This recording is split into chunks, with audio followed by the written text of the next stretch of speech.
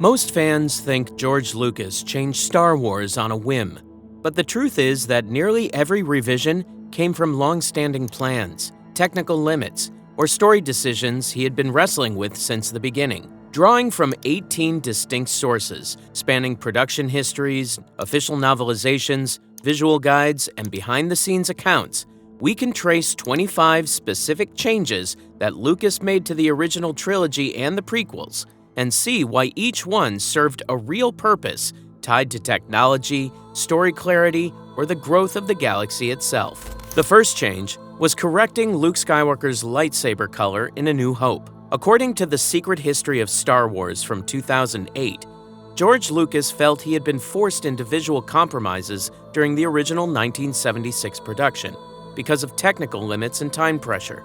When the film was first released, lighting conditions caused Luke's lightsaber to appear inconsistent, sometimes looking white instead of blue. As Lucas prepared the 1997 special edition, he saw an opportunity to finally present the movie closer to what he had originally imagined. Later reference works, including Star Wars Classic Trilogy from 2015, confirmed that Anakin Skywalker's lightsaber was always meant to be blue, while Darth Vader's was red, and Luke's self-built weapon on Endor was green. At numbers 2 and 3 are the expanded and updated Emperor hologram scene in The Empire Strikes Back. George Lucas made two key changes here. First, he enlarged the brief mention of the Emperor into a full hologram conversation between Vader and his master, clearly showing the Sith hierarchy for the first time. As stated in The Making of Star Wars: The Empire Strikes Back from 2010, presenting the Emperor as a powerful, shadowy figure who commands Vader directly establishes him as the ultimate source of evil in the galaxy. In the scene, the Emperor senses a disturbance in the Force, identifies Luke as the son of Anakin, and orders Vader to either turn him or destroy him.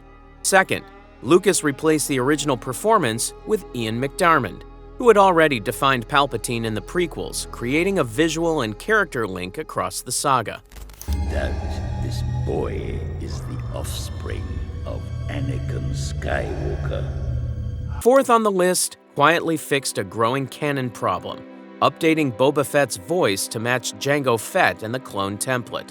In Star Wars Episode 5, The Empire Strikes Back novelization from 1985, Boba Fett appears in scenes aboard Darth Vader's Star Destroyer, and later at Cloud City, where he negotiates directly with Vader over Han Solo's fate during the carbon freezing sequence. The source establishes Boba as a human bounty hunter wearing armor linked to warriors defeated by the Jedi during the Clone Wars, which already ties his identity to that era even before the prequels existed. While the novel includes his spoken lines, especially his cautious objections to freezing Han Solo alive, it never describes his voice in detail, leaving room for later clarification.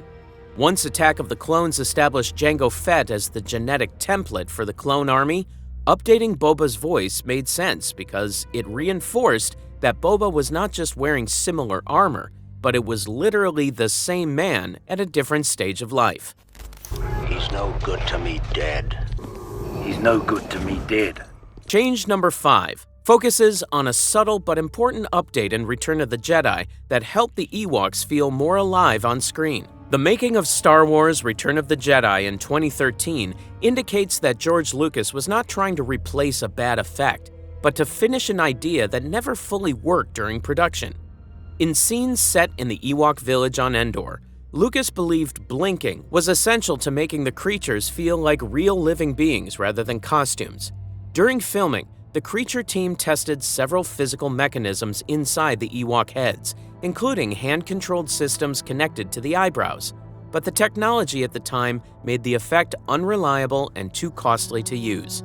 The production immediately abandoned the idea because no practical solution could be completed before release. Any later adjustment simply added a performance detail that was always intended, making this change a completion of the original vision rather than a revision for its own sake. Sixth on the list is improving visual effects with modern technology, focusing on cleaning up visual matte lines around the TIE fighters during the space battle scenes.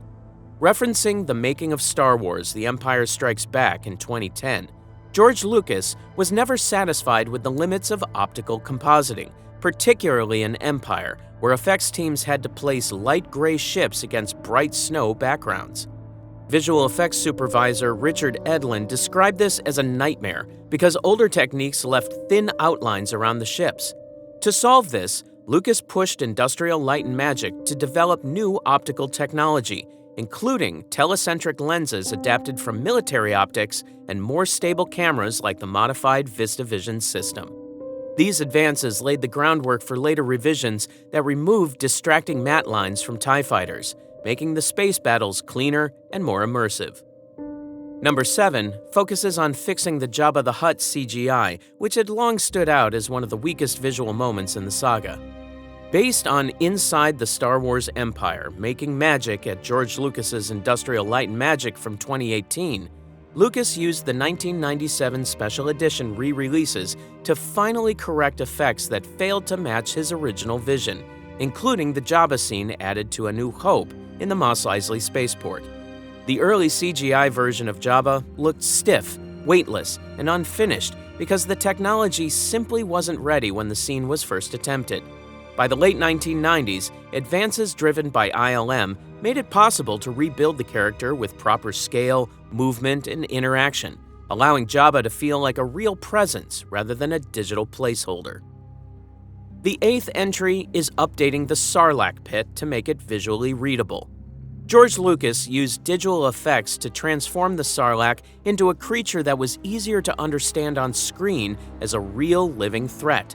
Star Wars: The Visual Dictionary explains that Lucas and his effects company, Industrial Light and Magic, rephotographed and recreated key creatures and objects from the original trilogy to reveal them with clearer detail than was possible before, a process overseen directly by Lucas.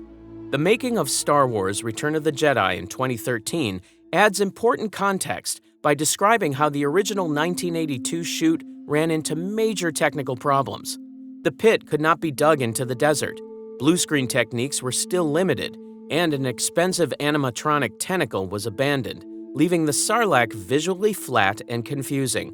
The final scene relied on simple tricks that removed the sense of danger and motion Lucas had planned. The later update restored the original vision by adding a visible beak and moving tentacles, improving pacing and clarity while turning the Sarlacc into the threatening creature it was always meant to be. Number 9 is improving the Hoth battle effects with more AT-AT polish. The making of Star Wars: The Empire Strikes Back from 2010 reveals that the Battle of Hoth was redesigned and refined during production to ensure the Imperial walkers and the battlefield matched or exceeded the standards set by the first film. Lucas demanded more complex models, cleaner movement, and stronger compositing despite major technical limits. Industrial Light and Magic developed advanced stop-motion walker models based on Joe Johnston's designs and studied real animal movement to give the machines weight and realism. Much of the original location footage could not be used, which led the effects team to create dozens of new plates and walker shots from scratch. List number 10 comes from the decision to emphasize large windows in Cloud City on Bespin. In The Empire Strikes Back, and later expanded in Star Wars RPG Galaxy Guide No. 3 from 1996, Cloud City is presented as a floating metropolis whose identity depends on its height, luxury, and constant exposure to the clouds of the gas giant below. The city is described as one of the most beautiful places in the galaxy, filled with towering spires, upper plazas, casinos, and luxury hotels that naturally take advantage of sweeping views. The environment itself matters, with pink and purple cloudscapes, fast planetary rotation, and life zones suspended entirely in the atmosphere, all reinforcing the massive scale of the setting. This idea was already present during production, as indicated in Once Upon a Galaxy, a journal of the making of Star Wars: The Empire Strikes Back from 1980, which describes how the Cloud City sets were designed with circular windows specifically to sell that scale and atmosphere. Those windows were meant to show the city floating in clouds and fleets moving outside, making the fantasy feel real. 11th on this list is the decision to expand Mos Eisley in A New Hope. In later editions of the film, the Mos Eisley spaceport was filled with more aliens, ships, and background movement, turning what was once a sparse location into a believable galactic crossroads. While the Knights of the Old Republic campaign guide from 2008 is set thousands of years earlier, it supports the reasoning behind this update by showing how densely populated and diverse the galaxy was always meant to be. That source includes a wide range of alien species like Rakata, Miraluka, Selkath, and Cathar, along with detailed catalogs of civilian speeders, smugglers' freighters, starfighters, and capital ships that define everyday life in the Star Wars universe. Applying that same level of detail to Mos Eisley made the spaceport feel consistent with the larger galaxy, reinforcing the idea that Tatooine was a major stop for travelers, criminals, and traders. The 12th change is George Lucas's choice to add more background creatures and droids on Tatooine. In scenes set around Mos Eisley, Jabba's palace, and the surrounding desert, later versions show Tatooine as crowded with activity instead of feeling empty and staged. Star Wars: The Clone Wars Character Encyclopedia Join the Battle from 2021 confirms that the planet is a major hub for criminals, bounty hunters, droids, and dangerous creatures, all tied to its role in the Outer Rim underworld. Jabba the Hutt rules his criminal empire from Tatooine. Other Hutts, like Gardula, maintain palaces there, and bounty hunters such as Greedo and Boba Fett operate openly on its streets. The source also reinforces that droids like Magna Guards, protocol units such as C-3PO, and countless background machines are a normal part of daily life, while creatures and criminal conflicts constantly surround Jabba's operations. By filling scenes with these elements, Lucas made Tatooine feel like a busy hub instead of an empty desert, which made more sense for a planet that was both Anakin's birthplace and Luke's hiding place. At number 13 is the decision to show more life on Coruscant in the 2004 DVD. Noted in The Making of Star Wars: Return of the Jedi from 2013, George Lucas originally designed the Imperial capital, then called Had Abadan, as a massive city planet that symbolized a cold, overbuilt civilization at the center of the Empire. But the idea was dropped because building such a location would have been too expensive and technically difficult at the time. When digital tools finally made it possible, the updated celebration scenes on Coruscant allowed that long-planned world to appear on screen as a living place filled with people reacting to the fall of the Emperor.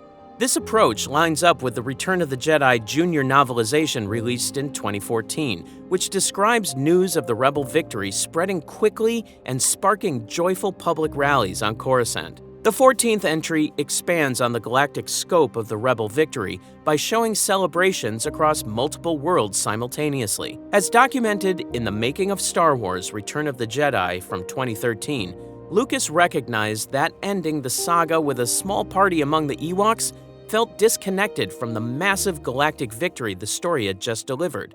The individual Coruscant scenes addressed one specific location, but this broader montage connected distant planets like Naboo, Bespin, and Tatooine into a unified moment of liberation. By widening the scope to include these varied worlds, the change made the galaxy feel unified and alive, reinforcing that everyone benefited from the fall of the Empire. This update also supported Lucas's emotional goal for the ending, which he described as wanting audiences to feel uplifted and genuinely good about life. Since he viewed Star Wars as a modern fairy tale, the expanded montage visually confirmed that peace and happiness reached far beyond the main heroes. Number 15 is the decision to update the Wampa scenes. The Making of Star Wars: The Empire Strikes Back from 2010 and The Making of Star Wars Enhanced Edition from 2013 indicate that the original Wampa footage in the Echo Base Cave suffered from serious practical effects problems during production, including a full-size suit that was hard to operate and early action beats that simply did not work on camera. One planned moment where the creature burst its claws through an ice wall failed because the performer inside the suit could not physically generate the force needed, a limitation confirmed by ILM artist Joe Johnston. Instead of forcing more screen time for a creature that looks stiff and unconvincing, Lucas chose to replace much of the original footage in post-production, relying on tighter shots, sound design, and shadow to make the Wampa feel more dangerous. 16th on the list comes from the decision to replace Sebastian Shaw with Hayden Christensen at the end of Return of the Jedi. In the final celebration scene on Endor, the Force spirit that appears beside Obi-Wan and Yoda now reflects Anakin Skywalker as he existed before his fall, not the broken man revealed beneath Vader's mask. This idea is directly supported by Star Wars: Shadow of the Sith from 2022, which describes Anakin's spirit as a glowing blue form with a face that looks decades younger than Luke's, emphasizing a return to the man he was meant to be. The novel frames this appearance as a visual symbol of redemption, contrasting the young Anakin with the older, redeemed figure Luke once saved, sometimes even blending the two images to show that both identities now coexist. Anakin's spirit also serves as a guide and a warning, offering Luke advice about trusting the Force while cautioning him about ancient darkness still spreading across the galaxy. 17th is a small but important change made in 2011 during the re-editing of Return of the Jedi, when George Lucas added a vocal reaction from Darth Vader just before he turned on the Emperor. As detailed in the making of Star Wars: Return of the Jedi from 2013, Lucas always designed the film's climax around compassion and redemption, with Luke restoring his father rather than defeating a villain. The final duel was edited to emphasize Vader's inner conflict and Luke's refusal to act out of hate, setting up an emotional turning point instead of a purely physical one. The added vocal moment connects directly to Anakin Skywalker's emotional expression in Revenge of the Sith, creating intentional symmetry between his fall and his return. The sources explain that Vader destroys the Emperor not through strategy or fear, but through an overwhelming urge to protect his son, and the edit helps the audience feel that realization as it happens. Number 18 focuses on how Lucas corrected errors and technical limits that slipped into the films during live-action production. Following the making of Star Wars: The Empire Strikes Back from 2010 and the making of Star Wars: Return of the Jedi from 2013, this change covers fixes tied to blaster misfires, lighting mistakes, and failing props. Elements like exposed control wires on Jabba's sail barge, flawed blue layers from defective French film stock, and distracting lighting around the Emperor's hood broke the illusion Lucas wanted, so he ordered ILM to clean them up in post-production. He also fixed narrative flow problems caused by unusable footage, such as cutting an entire sandstorm rescue sequence on Tatooine that slowed the pacing. And he added a brief scene of Luke building his new lightsaber to resolve a continuity gap after Empire. Coming in at number 19 is fixing the lightsaber rotoscoping errors in the original 1977 release of Star Wars, later renamed A New Hope. Based on The Making of Star Wars Enhanced Edition from 2013, these corrections focused on several scenes throughout the film where the lightsaber glow flickered, broke, or showed visible matte lines during fights like Obi-Wan versus Darth Vader on the Death Star. At the time, the effect was created under extreme pressure using a simple spinning rod filmed on set, with all of the glow added later by hand through animation and optical compositing. Tight deadlines, limited technology, and a rushed post-production schedule meant the final result never fully matched Lucas's original vision, especially when blue screen spill and uneven glows pulled attention away from the story. 20th on the list is updating the sound design across the trilogy. The Making of Star Wars Enhanced Edition from 2013 and The Making of Star Wars Return of the Jedi from the same year detail how this update focused on fixing early technical limits and improving how the galaxy actually felt on screen, starting with moments like Obi-Wan Kenobi's Krayt Dragon call in A New Hope.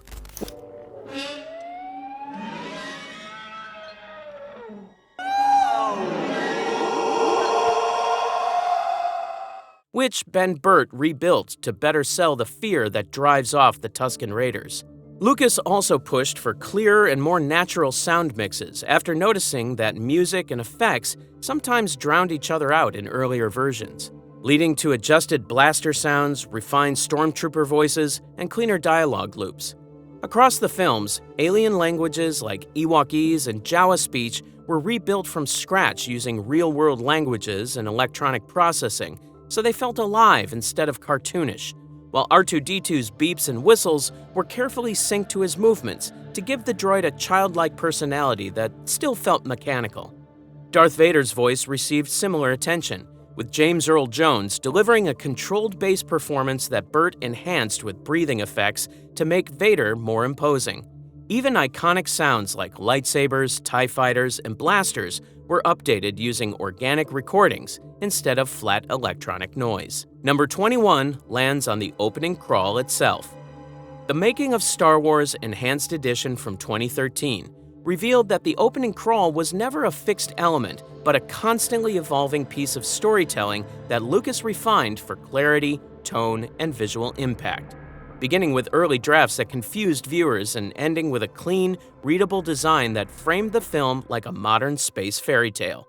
The scene in question is the iconic opening roll-up that introduces the galaxy, the rebel theft of the Death Star plans, and Princess Leia's escape. And the source explains how Lucas reworked the crawl's structure, color, and presentation so audiences could immediately understand the stakes without narration. While the book does not state outright that typography was changed specifically to match future films, it clearly shows Lucas treating the crawl as a core visual identity of Star Wars, one that needed consistency as the saga expanded. At number 22 is fixing the Death Star explosion so it no longer feels small or fake.